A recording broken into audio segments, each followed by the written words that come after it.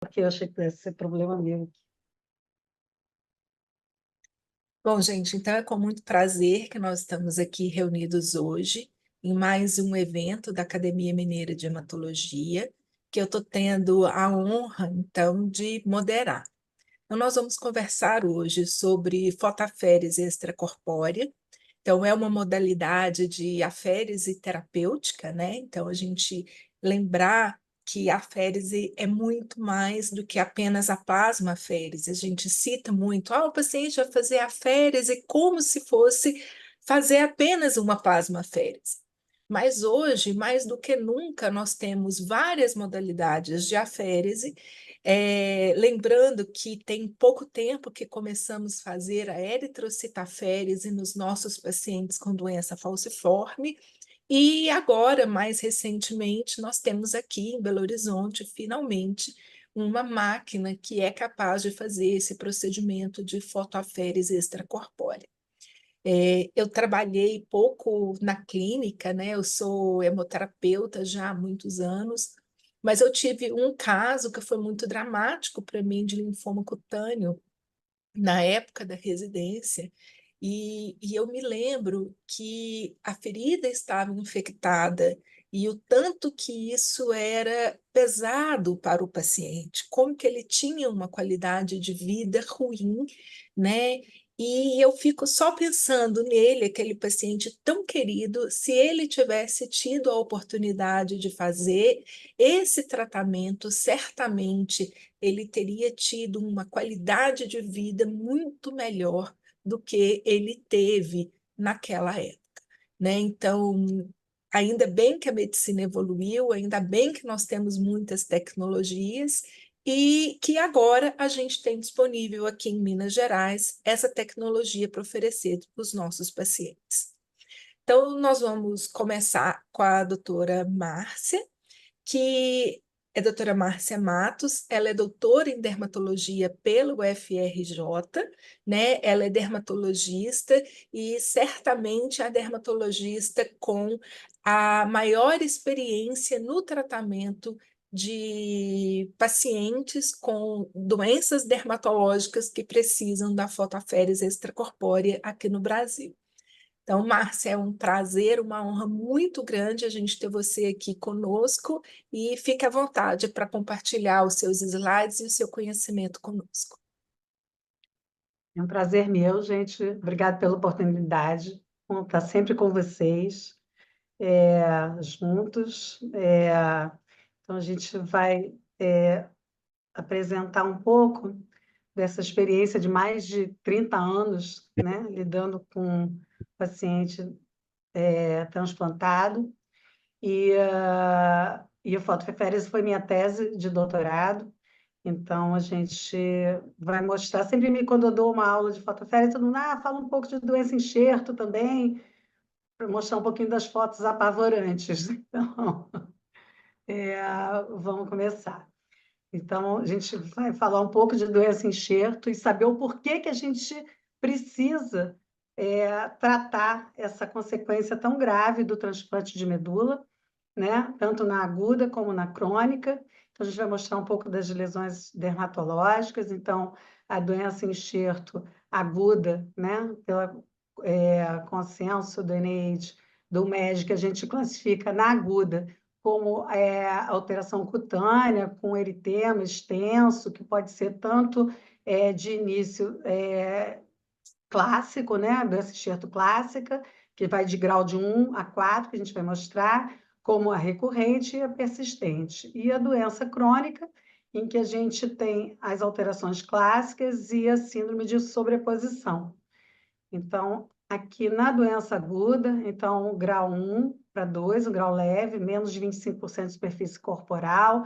A gente sempre chama atenção para prestar atenção, com relação a esse eritema em pavilhão auricular e em região malar, na doença enxerto aguda, que começa muitas vezes assim, com um eritema na bochecha, na orelhinha. A gente tem muita criança, então eu vejo muita criança, né? Então, essa é a bebê Moranguinho, que era minha e da Adriana, daqui do Rio. Esse eritema a gente sempre procura vê na palma, na planta, né? Que a gente pode ver que além do eritema já começa a ter umas pápulazinhas aqui mais infiltrando. Esse eritema ele vai se estender, então a gente começa a passar para um grau 2, né? Em que a gente já começa a prestar atenção em ter que começar ou não a fazer uma terapia sistêmica. Esse eritema pode começar a confluir e formar vesícula e bolha, passando para um grau 3 a 4, né? Já com eritema extenso aqui em área de tronco, perna, já começando a vesicular, e é o grau 4, né? Em que a gente tem uma síndrome muito parecida com o Steven Johnson e com a Anete, e aqui foi um quadro bem dramático, a gente perdeu essa outra criança. Esse é um paciente também com um grau 4 de doença enxerto aguda, né? Cutânea, né? Esse foi uma criança que a gente teve, foi um dos casos mais difíceis que eu, nesses 30 anos, presenciei. Essa criança está viva, né?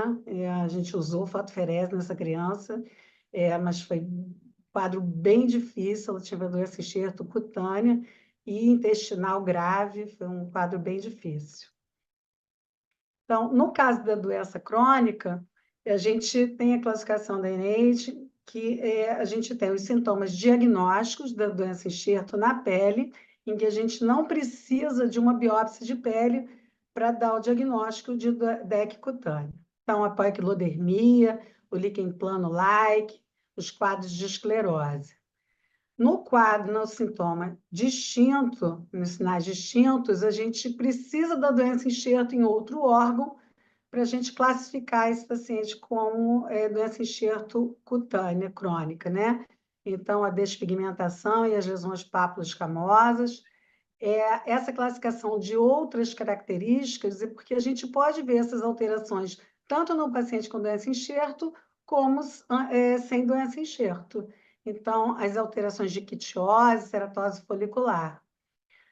A classificação de comum é porque a gente pode ver essas alterações de eritema, de lesões maculopapulosas e o prurido, principalmente, quando a gente vê a atividade da doença enxerto, tanto na aguda como na crônica, né? As alterações unguiais e as alterações de mucosa oral, a gente vai mostrar um pouquinho rapidamente. Então, na poiquilodermia, a gente vê basicamente alteração pigmentar. Esse paciente ele não tem alteração de esclerose cutânea. Então, essa é uma criança recente em que a gente palpa e examina a criança, a pele não tem endurecimento. Então, alteração de caráter pigmentar, com hipocromia, hipercromia e eritema, né? No líquen plano, ele se assemelha muito, então a gente tem essas lesões arredondadas, às vezes com umas estrias, que a gente vê isso no líquen plano idiopático, né? Em face, em membros, e a gente vê essas lesões bem pápulo, às vezes com uma descamalose, com uma descamação central. Muitas vezes, as alterações cutâneas elas vão se somando, então a gente vê as alterações de líquen associadas ao ceratose folicular. Muitas vezes elas confluem, descamam, né? Então, esse é um quadro que nós classificamos de líquen plano-like, né?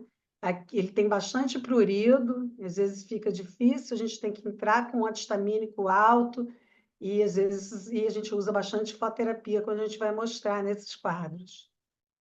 Então, líquen plano-like, esse quadro foi um quadro que veio no início, o hemato achou que era escabiose, mas não era, as lesões liquenoides aqui, o eritema em face do líquen plano. E esse quadro aqui, você vê que muitas vezes a gente tem o quadro cutâneo e na palma e na planta também. E às vezes fica bastante difícil para quem não é especialista. E além disso, para dificultar, a gente tem as variantes da doença enxerto, né? Plano de DEC-like. Então, a gente tem o líquen plano pilar-like, a gente tem o líquen plano confluente, né? Que muitas vezes fica muito difícil fazer o diagnóstico com farmacodermia, para quem não é especialista. Tem o líquen plano hipertrófico, então que você tem essas lesões mais elevadas, né? Aqui nos membros inferiores, né? Então, tem o líquen plano acral, em que a gente vê as lesões no tegumento, no corpo, como na região acral, que muitas vezes se assemelha até psoríase, né? Mas a gente tem as lesões de líquen plano que continuam nas extremidades. Muitas vezes se assemelham até a desidrose, mas você vê que isso aqui é pápula endurecida, não é vesícula.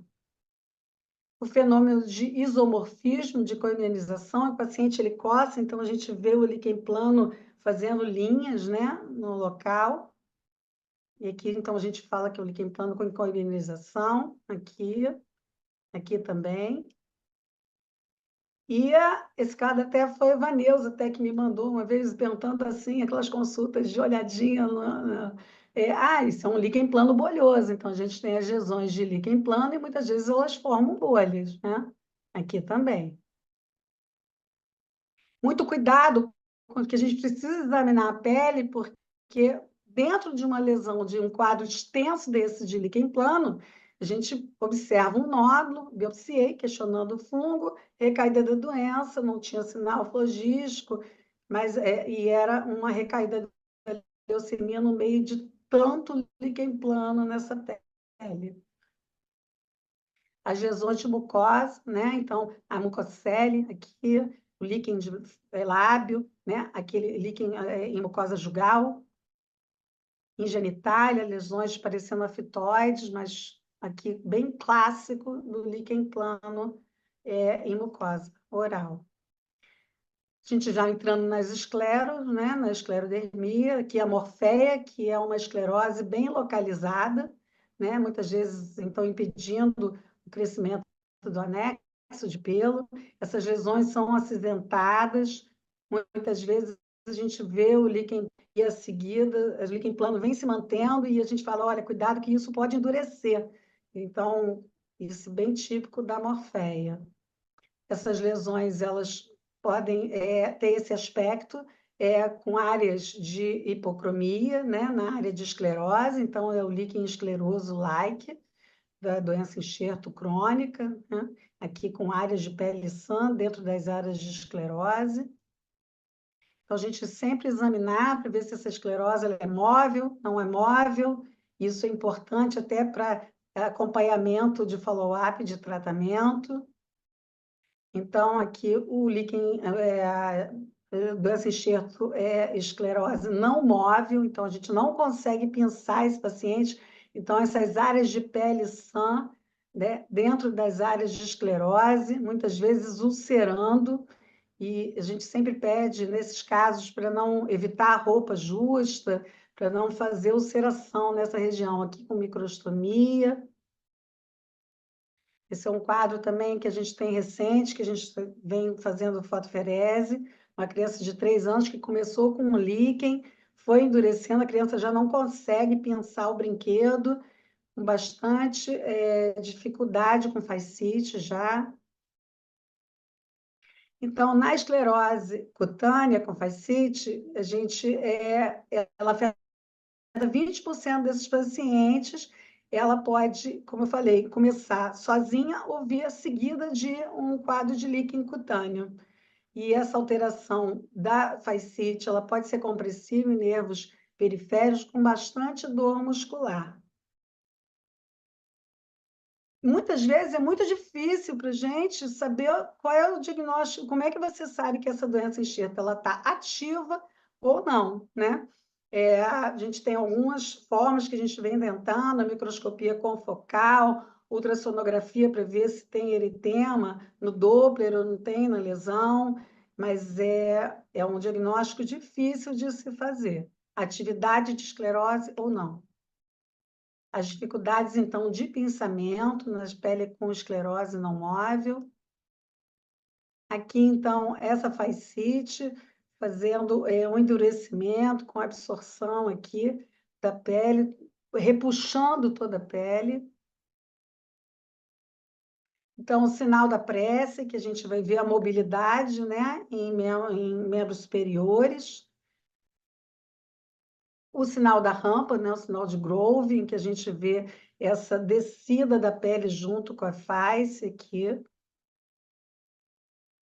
Esse sinal que a gente parece uma celulite, né, mas é tudo endurecido, que é o sinal da rampa, né, do Ripley.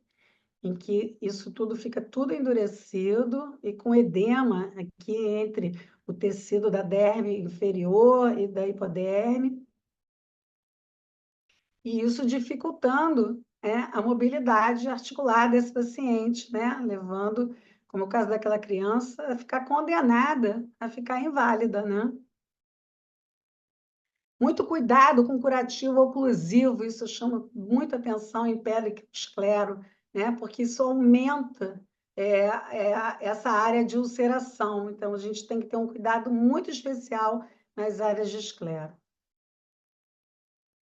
Os sinais e sintomas distintos, então, a gente mostrar rapidamente sobre o vitiligo, né? Que ele pode ser localizado em áreas de cicatriz de zoster, e pode ficar mais extenso, né? Então, mesmo a leucodermia total, nesse caso. Então, ele começa em qualquer área do corpo e tem que prestar atenção em fazer o exame. As áreas de alopécia, né? Que a gente pode ter alopécia total, alopécia parcial, cicatrizante. Esse foi um caso que eu recebi para a gente fazer o diagnóstico, era um adolescente, e aí queria saber se essa alopécia ele ia ter cabelo. Então, a gente faz a biópsia e o patologista ele coloca como uma alopécia permanente. Então, dificilmente esse adolescente vai voltar a ter cabelo. A alopecia areata, né, que a gente consegue também estar associado aos quadros de doença enxerto, em que a gente aqui fez um estímulo só com minoxidil, às vezes a gente faz o metexate oral para tratar. As alterações ungueais de onicólise, perda de unha, as estrias longitudinais, as onicodistrofias, que nada mais é do que um líquen plano em unha, né? No caso que a gente chama de outras características, a gente tem, então, peraí, aqui. A ceratose folicular, que a gente vê muitas vezes associada com o líquen e mesmo com a esclero, né? E as hipercromias, que em geral elas são pós-inflamatórias, né? Esse é um paciente até que foi o Paton que me mandou para a gente acompanhar. Os quadros de ictiose, que também são classificados como outras características. Os sintomas comuns, que são os eritemas, que muitas vezes fica muito difícil o paciente naquele estágio intermediário, está saindo da doença aguda de uma forma progressiva, e a gente vê esse eritema mantido. Quando vocês fazem infusão de linfócito, então a gente vê esse eritema maculopapuloso, muito parecido com doença enxerto aguda, né? Após a infusão de linfócito. E aqui só um exemplo de doença enxerto transfusional, pós-transfusão. Então, dentro dos critérios novos de 2014, do NIH, a doença enxerto de sobreposição, em que a gente aparece com sinais e sintomas da doença aguda num paciente com diagnóstico de doença crônica. Então, aqui o paciente ele ainda já tinha doença aqui, líquen, né, em mucosa oral, e ainda começou a aparecer, a descamar com alteração de doença aguda. Essa é uma outra paciente também com doença enxerto de líquen e começou a apresentar esse eritema palmar muito prurido, uma doença síndrome de overlap, de sobreposição. As alterações também, como na doença do líquen, você tem outras alterações ainda para dificultar de doença crônica, que são as manifestações incomuns, como a doença enxerto-like psoríase, né? A doença enxerto-like psoríase rosa de Joubert, e as doenças enxerto de dermatite atópica, like, né? Que a gente observa junto. Então, só para colocar aqui, a gente tem, então, todo esse espectro de alterações cutâneas, em que a gente utiliza nos cuidados de terapêutica dermatológica, tanto o corticóide tópico, a gente usa bastante fototerapia, o ruxolitinib tópico tem sido apresentado, mas é uma medicação bem cara, né? A gente está em torno de 3, 4 mil, 5 mil reais um creme, então é bem complicado. A gente vai falar rapidamente sobre a fototerapia, em que a gente tem uma experiência muito boa. Então, a gente usa a fototerapia pulva, onde a gente usa o ultravioleta, e 2 horas antes a gente usa um psoraleno com fotossensibilizante para tratamento, basicamente, a gente usa para alterações mais extensas e esclero mais extenso, né? Quando a gente tem lesões de vitiligo, líquen plano, like, menos extensa, eratose ocular, criança, paciente de pele mais branca, hemorfélia localizada, a gente usa a fototerapia com UVB de banda estreita, com uma experiência excelente. Então, alguns pacientes antes e depois, sem fazer exposição intraoral, com o público, isso foi logo no início, a gente começou a fazer. Lesões de aqui esclero, com uma resposta de, pelo menos a gente hiperpigmentou, né? Tornou a pele mais igualada. Paciente, então, com líquen extenso. Esse outro paciente de líquen, com uma resposta boa, extenso. As casos de criança, a gente usa bastante a fototerapia com VB, tanto na aguda, às vezes para a gente não ter que voltar a entrar com corticoide logo, como na crônica também. As lesões de vitiligo, as lesões de hemorféia localizada. Então, depois da prevenção, primeira linha de paciente com lesão mais extensa, primeira linha de tratamento é a não responsiva. A gente, hoje em dia, para doença aguda, o ruxolitinib entra como segunda linha, né? E o ibrutinib, o ruxolitinib e o belumosudil como segunda linha de tratamento. A gente vai mostrar do EBMT recente, então, que a fosferese e outras drogas entram como terapia de resgate. Mas, muitas vezes, quando a gente tem alteração basicamente cutânea, a gente associa a fotoferese extracorpórea com o ruxo, com uma experiência que a gente vem pegando ao longo, agora mais recente, boa. Então, a gente vai colocar, isso foi o consenso agora da SBTMO, que a fotoferese está classificada como B1, segunda linha para pele, boca e fígado, e terceira linha para outros órgãos. A fotoferese corpórea ela ainda não é aprovada pelo FDA para doença enxerto crônica, ela é aprovada para o linfoma cutâneo de célula T. Na classificação recente agora, então, para doença aguda, ela ficou com categoria 2(1)B. Então, esse foi um artigo que eu achei super interessante do Jornal da Academia, que ele coloca exatamente isso, o corticoide sempre como primeira linha para doença crônica, o ruxo como segunda linha, entrando agora o belumosudil, o ibrutinib, quando você tem mais alteração oral e cutânea, e depois pré-hepática, e a fotoferese e as outras drogas, a fotoferese entrando tanto para oral e cutânea, como para fígado também, como uma resposta boa. E aí entra o pool de outras drogas também. Então, aqui também foi publicado recente, mostrando que na indicação desse estudo agora de 2020, a falta de resposta à progressão de doença crônica, então ela é classificada como você precisa da prednisona por mais de 1 por quilo por uma semana, a doença enxerto crônica persistente, sem melhora, com 0,5 miligrama por quilo por 4 semanas. Então, ou a necessidade do aumento da prednisona para uma dose maior do que 0,5 miligrama por quilo, após responder a 2 tentativas de aumento da dose, de redução, aliás.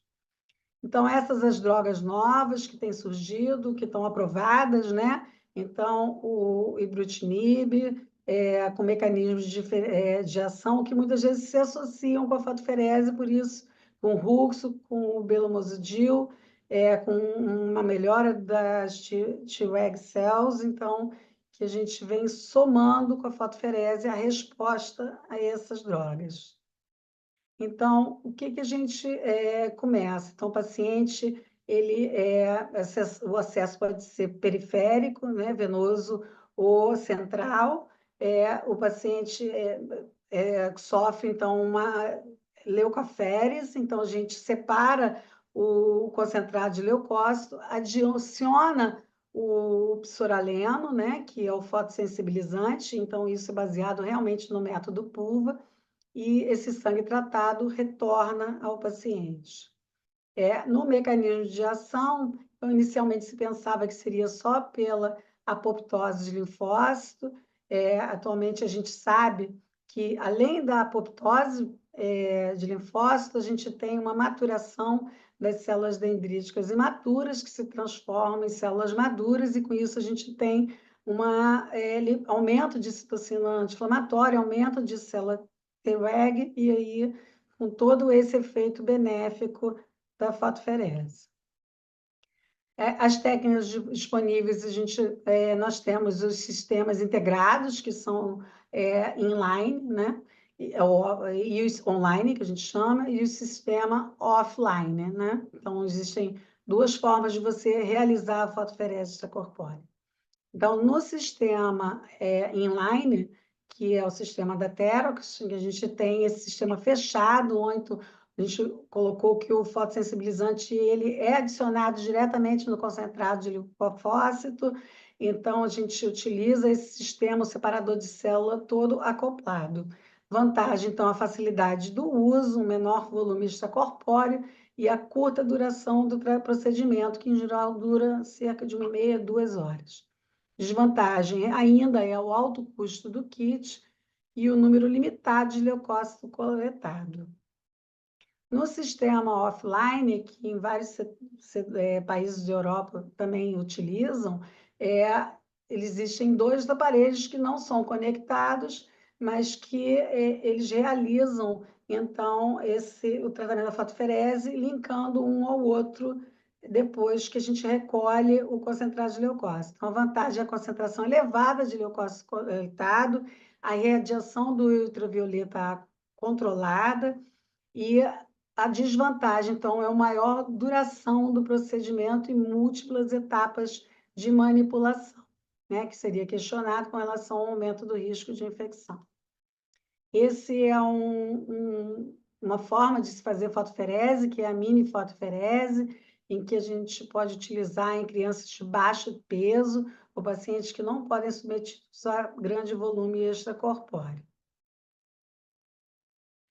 Então, qual é o paciente que ele deve ser combinado a terapia da fotoferese com agentes imunossupressivos? Pacientes com risco de infecção, pacientes com risco de recaída, né? Ele melhora a resposta, então a associação da fotoferese às drogas imunossupressoras melhoram a resposta global, melhora da resposta parcial. Isso foi apresentado agora no EBMT em Glasgow. Na fotoferese, na doença enxerto, então, o que está preconizado como esquema de tratamento na doença enxerto aguda, 2 a 3 tratamentos semanais até se obter uma resposta. Então, o mínimo de 8 semanas. Não há evidência que a manutenção do fotoferese seja benéfica. Então, após a resposta completa, nós indicamos descontinuar a fotoferese. Na doença crônica, a indicação, e isso varia de serviço para serviço, de guideline para guideline, então seria de 2 tratamentos, um ciclo de 2 tratamentos semanais ou quinzenais por 3 meses. Se responder, reduzir para um ciclo por mês até resposta clínica.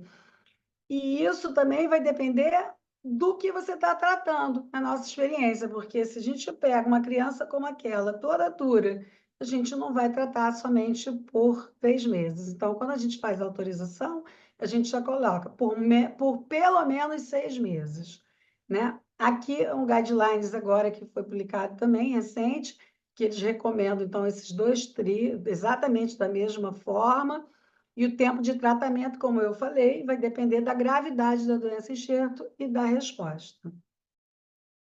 As contraindicações, então, basicamente, além da sensibilidade psoraleno, que é mais rara, as infecções não controladas, gravidez, alteração circulatória e respiratória com estabilidade, a contagem baixa de leucócito, baixa de plaqueta, que a gente sempre toma cuidado, e risco de sangramento. Então, esse é um artigo que foi publicado mostrando que quanto mais precoce, com menos de 3 meses do início da doença, a gente iniciar a fotoferese, principalmente em boca e em pele, a resposta vai ser melhor. E também a duração do tratamento, que é aquilo que eu coloquei. Menos de 6 meses de tratamento, a gente corre o risco do paciente recair muito rápido, né, na doença enxerto crônica, ainda mais para quem tem doença escleroextensa. Aqui algumas respostas nossas, antes e depois da fotoferese, aqui já com esclero, uma resposta. Esse era um paciente que a gente teve uma melhora da amplitude nos movimentos, aqui esclero na mão, uma melhora. Essa aqui, você vê que aqui segurando bem a pele endurecida, que o paciente já conseguindo levar os membros superiores. Esse foi um paciente que a gente teve, ficou muito contente, também com dificuldade bem edemaciado pelo corticóide, a gente conseguiu tirar a imunossupressão dele, aqui, com uma resposta boa na mobilidade, elevação dos braços. Esse é uma outra paciente também com esclero, já com uma resposta importante, a gente tem uma boa resposta com fotoferese em esclero. Aqui antes e depois, com uma melhora no turgor da pele, na formação das ulcerações. Antes e depois, com uma melhora até no líquido esclerotrófico, a melhora na mobilidade. Esse foi um paciente que a gente até recebeu de Porto Alegre, também com ulceração, e a gente uma melhora aqui na mobilidade da pele. Essa é uma paciente que a gente acabou de tratar recente, que ela ficou super contente, também veio com bastante esclero, com ulceração, e também com boa resposta. Nas doenças agudas, né? A gente tem uma resposta para a pele muito boa e rápida. Hoje em dia, vocês têm associado o ruxo e muitas vezes demora a funcionar a resposta, e quando a gente associa, a gente tem uma resposta muito boa. Então, aquela criança que eu tinha mostrado, que estava bem grave, foi um caso um dos mais difíceis que a gente teve, e aqui com uma resposta após a fotoferese. As terapias combinadas, né? Então, que agora está na moda, isso foi falado bastante agora no europeu, no EBMT. Então, o ruxo associado à fotoferese para doença enxerto refratária. Então, o ruxo na dose que vocês usam, habitual, de 5 a 10, associado a 2 tratamentos de fotoferese, já com uma resposta global em torno de 74%. Esse foi um trabalho do professor Tsaiser. E aqui a doutora Gleinix mostrando que essa combinação do ruxo com a doença enxerto crônica, ela melhora as taxas de resposta e a durabilidade da resposta, porque se a gente retira, isso que eu coloquei, a gente tem uma recaída mais rápido. Esse foi um trabalho também recente, mostrando uma revisão de 31 centros, né, da fotoferese contra o ruxo, né? Nesse trabalho, eles mostraram que não houve muita diferença estatística na resposta global comparando a fotoferese com o ruxo, e que os pacientes no D28, em uso de ruxo, então eles, como a gente sabe, têm um maior risco de trombocitopenia. Então, nesse mesmo um outro estudo também, com 38 pacientes, mostrando na resposta global, no D mais 180, da fotoferese, de 45, muito próxima uma da outra, né? Sem diferença estatística. Então, esse foi um trabalho recente australiano falando sobre relação custo-benefício, porque às vezes a gente precisa disso para aprovação com os planos de saúde, mostrando que a fotoferese ela tem uma menor custo e maior efetividade em relação às terapias de segunda linha utilizadas para doença enxerto córtico-refratária, intolerante ou dependente. E que esse resultado é baseado na alta resposta, melhora da qualidade de vida, na redução da imunossupressão e na melhora das alterações da doença enxerto, na redução do custo pelo uso das novas terapias. Então, esse é um trabalho agora apresentado recente, né, do Bone Marrow Transplant 2024, falando sobre essa disponibilidade das novas drogas para a doença enxerto, que mudou a posição da fotoferese, colocando como terapia de salvamento, de resgate, e que é muito promissor e que novos estudos estão sendo realizados para a gente avaliar essa combinação da fotoferese com outras drogas, né, que estão aí agora em segunda linha, como o ruxolitinib, para aumentar, inclusive, a resposta, como a gente tem colocado. Então, aqui eles colocaram, isso também foi publicado recente, que a prioridade nas próximas pesquisas são as que as terapias combinadas, como primeira linha, terapia de resgate para doença enxerto, uso de biomarcadores e avaliação de regimes de tratamento livres de esteroides, como primeira linha. Isso tudo foi publicado recente. Quais são as questões? Qual tratamento usar num paciente com DEC, dois enxerto, aguda refratária, não responsiva ao ruxo, com toxicidade ao ruxo ou com contraindicações para o ruxo? E a gente tem essa leva de drogas e não existe ainda nenhum estudo comparando essas terapias. Então, aqui também um estudo recente que saiu publicado, a gente está na moda agora o carticel, a doença enxerto que a gente vem observando em alguns casos, mostrando a fotoferese como um tratamento promissor para a doença enxerto após o allotransplante e transfusão de carticel. E isso tendo esse cuidado de realizar a fotoferese após os 60 dias da infusão da carticel. Então, é sempre um prazer estar com vocês. O tratamento da doença enxerto tem que ser um tratamento combinado com os especialistas ligados à área. Obrigada, gente.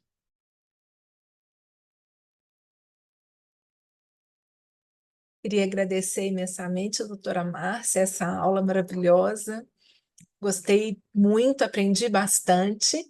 E nós vamos deixar as perguntas para o final, mas quem quiser já pode ir colocando no chat que a gente vai ler depois no final. E eu